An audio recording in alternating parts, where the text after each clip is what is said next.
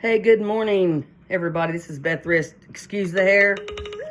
Excuse the phone.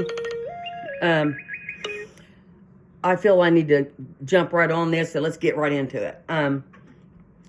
Over the last 25 years, or my whole career as a police officer, all of you guys know in Ironton that it's all pitting people against each other. So to make the guys mad, they would have the Tribune do a story about us doing something, but they did a story when I did it. So kind of that tends to cause issues when you're ordered to do something to make other people mad in your workforce. That's a hostile environment. Okay, so I very seldom, very rarely have anybody contact me with something they say that I did to hurt someone while I was a cop. And why 25 years after this young lady is contacting me now, I have no idea. So I asked her to quit contacting me. I said if that happened, I take responsibility for it. I take accountability for it. I apologize if that happened, but I don't remember any of the details. I even offered to meet with her and discuss it with her family or her kids, anybody that she says witnessed it, her neighbors and her, there was witnesses. Well, why didn't you report it in 2005? Because believe me, they would have jumped on it like they did in 2008 with Jamie Sparks. And I would have been on the front page, and that would have,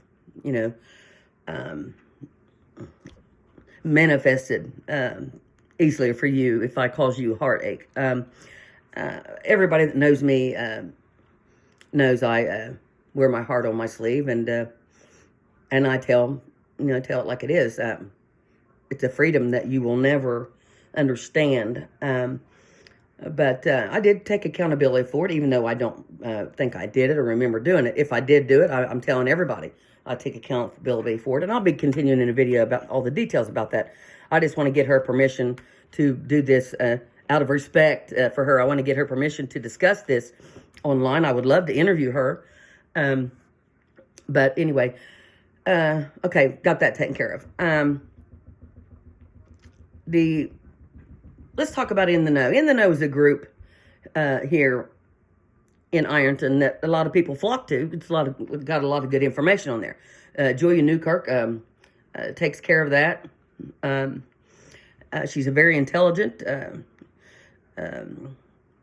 compassionate human being. And please, if you get a chance, pray for her. She's suffering cancer and has been for a long time, and is very weary, but yet continues to tirelessly provide Ironton citizens with, that's my opinion. And you can say, oh gosh, but whatever.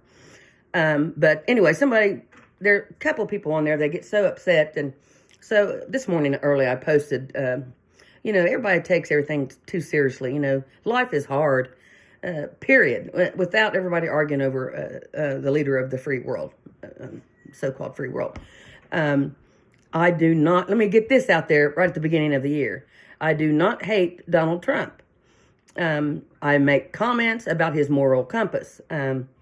Anybody can judge another person's moral compass, but I will not be his judge. If I say something emotional about how he hurts people by discussing and calling them names and hurting their feelings. Whatever happened to feelings? I mean, yeah, I got this wild looking hair over here and the sun's reminding me of it. Maybe that's God saying, shut up. No, but, people, it's hard enough out here. And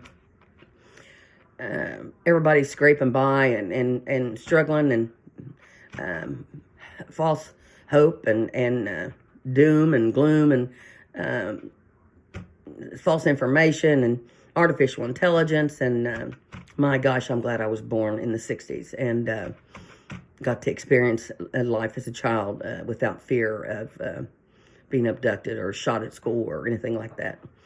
I'd skip from school, me and my sisters, and hold hands and skip from Lombard to Fanny Kazie's Market. If you guys remember Fanny's, please say hey. And never ever thought about a van pulling up and abducting us. Excuse me, I'm opening my mouth while I'm talking. Okay, so I got that out of the way, the Trump issue. And Aw.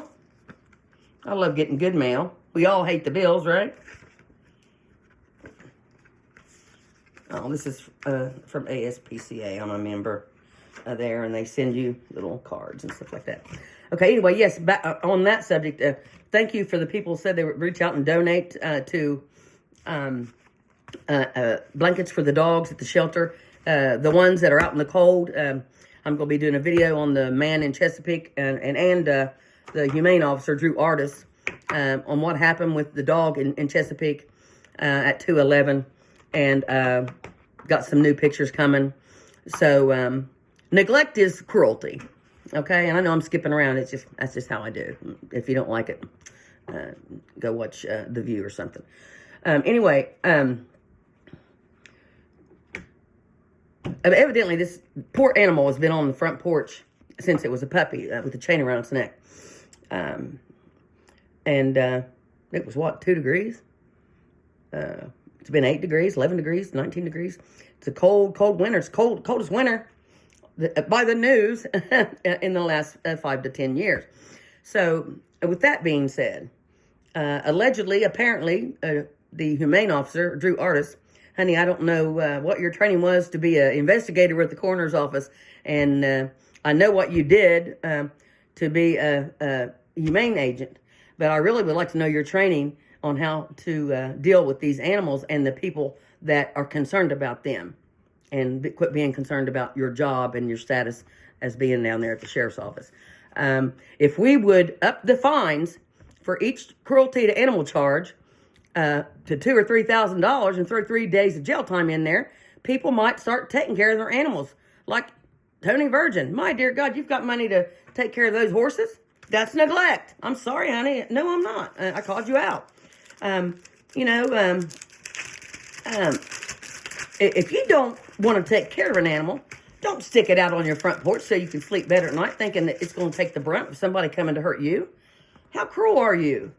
And how cruel are you? Excuse me. See? Don't come here. Not a good idea. She's, we measured her yesterday. She's 3 foot 7 inches long. It's okay, honey. Good girl. Bill. Oh my gosh, people. Okay, Spectrum, I'm going to have to do me. You keep doing you, and I'll keep doing me.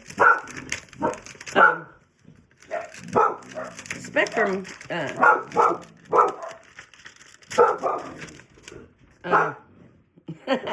if Spectrum is sending you bills when you used to be with them, I'm with Verizon now.